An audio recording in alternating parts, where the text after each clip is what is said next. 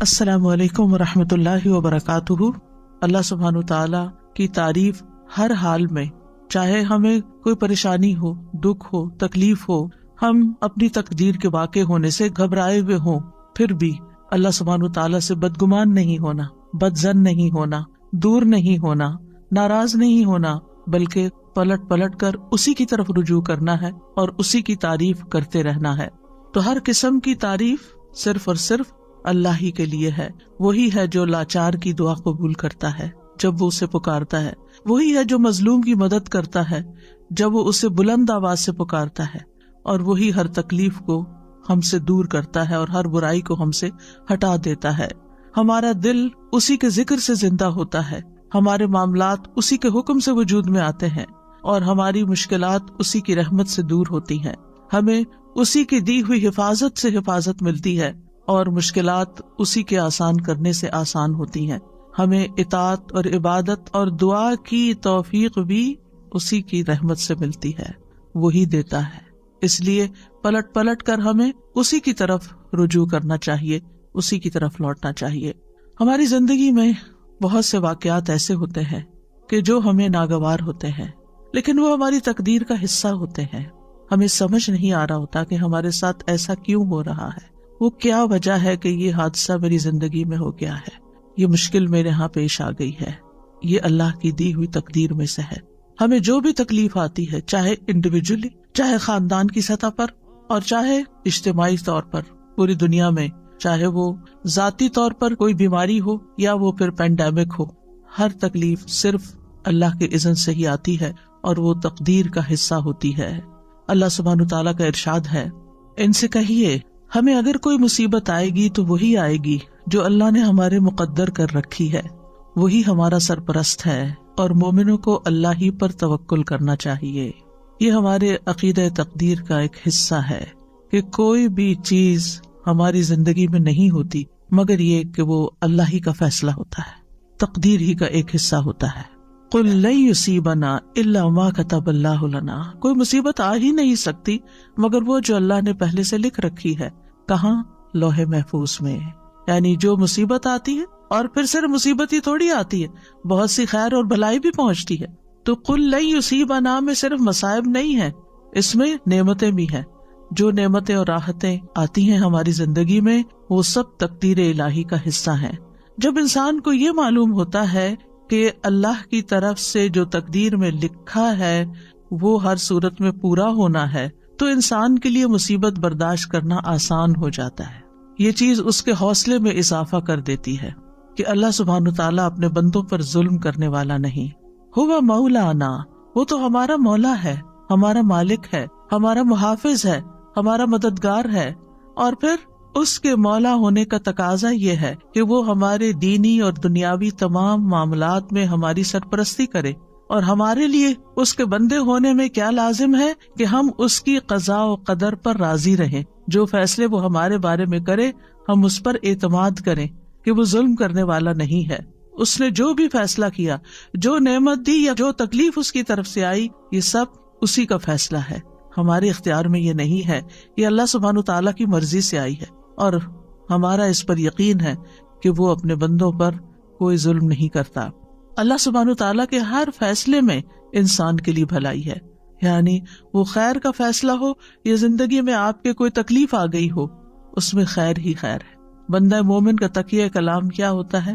اس میں بھی خیر ہوگی۔ کچھ بھی ہوتا ہے تو کیا کہتا ہے؟ اس میں بھی خیر ہوگی، الحمدللہ اس میں بھی خیر ہوگی، اس کا بھی نتیجہ اچھا ہی ہوگا، اس سے بھی مجھے فائدہ ہی پہنچے گا، کیونکہ اللہ تعالیٰ نے کیا خبر دی ہے؟ قُلْ لَن يُصِيبَنَا إِلَّا مَا كَتَبَ اللَّهُ لَنَا هُوَ مَوْلَانَا، وہ ہمارا سرپرست ہے، وہ ہمارے لیے جو بھی فیصلہ کرتا ہے اس میں مومنوں کے لیے بھلائی ہی بھلائی ہوتی ہے، اور چونکہ وہ ہمارا مولا ہے تو اس لیے ہمیں اس سے اچھی ہی امید ہے۔ اور ولا مولا لہم، جیسے نبی صلی اللہ علیہ وسلم نے احد کے موقع پر فرمایا تھا کہ اللہ مولانا ولا مولا لہم، اللہ ہمارا مولا ہے اور ان کا کوئی مولا نہیں، یعنی جو اس پر ایمان نہیں رکھتے اور جو اس کی تقدیر پر ایمان نہیں رکھتے پر ان کا کوئی مولا نہیں، ان کا کوئی سرپرست نہیں۔ اہل ایمان کو اللہ سبحانہ تعالیٰ اپنی پناہ میں لے لیتا ہے، اس لیے مومنوں کو کیا کرنا چاہیے؟ وَعَلَى اللَّهِ فَلْيَتَوَكَّلِ الْمُؤْمِنُونَ، مومنوں کو تو اللہ پر ہی توکل کرنا چاہیے، بھروسہ کرنا چاہیے۔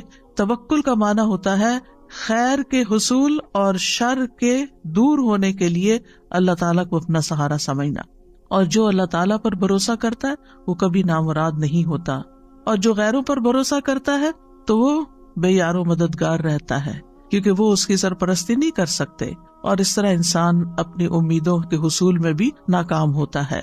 تو توکل کیا ہوتا ہے؟ توکل یہ ہوتا ہے کہ انسان اپنی بے بسی کا اظہار کر دے، میرے بس میں کچھ نہیں، میرے پاس کچھ نہیں، اور ہر چیز کا مالک اللہ ہے، اور ہر کام اس کے اذن سے ہوتا ہے، وہی کرے گا، اور جو کرے گا وہ خیری کے فیصلے کرے گا۔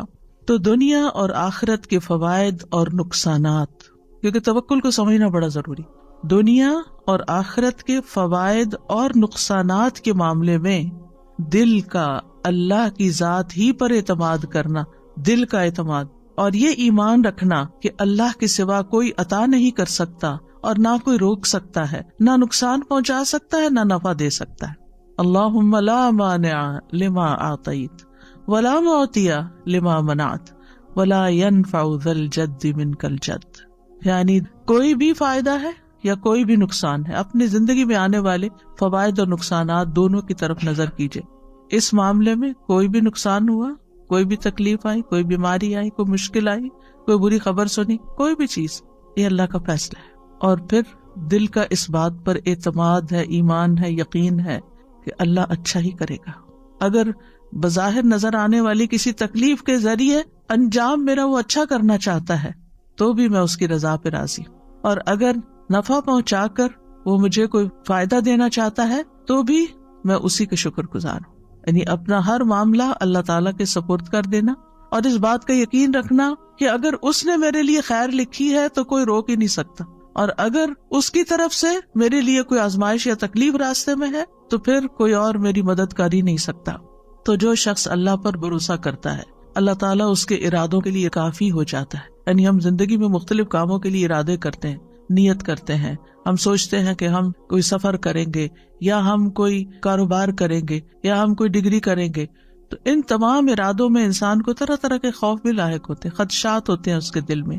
تو پھر جب انسان اپنی سی کوشش کر لیتا ہے، پڑھائی کے لیے محنت کر لیتا ہے، جاب کے لیے محنت کر لیتا ہے، یا ٹریولنگ کے لیے اپنے سارے بندوبست کر لیتا ہے، تو اس کے بعد اس کے دل کو ایک اطمینان ہو جانا چاہیے کہ اب میں نے اپنی طرف سے محنت کر لی ہے، اب اس کے بعد معاملہ میرا اللہ کے سپرد ہے، ہوگا یہ سب کچھ اسی وقت جب اللہ چاہے گا، اور جو وہ چاہے گا وہی میرے حق میں خیر کا فیصلہ ہوگا۔ تو جو اللہ پر بھروسہ کرتا ہے تو اللہ تعالیٰ اس کو شر سے بچا لیتا ہے، اور مصیبتوں سے نجات دیتا ہے، اور لوگوں کے شر سے بھی محفوظ رکھتا ہے۔ تو ہم سب جانتے ہیں کہ ہمارا اللہ سبحانہ و تعالیٰ پر، اس کے رسول پر، اس کے فرشتوں پر، کتابوں پر ایمان کے علاوہ تقدیر پر بھی ایمان ہے، کہ ہماری زندگی میں جو کچھ ہو رہا ہے یہ اللہ کے اذن سے ہو رہا ہے، یہ اللہ کے فیصلے ہیں جو ہم پر نافذ ہوئے ہیں۔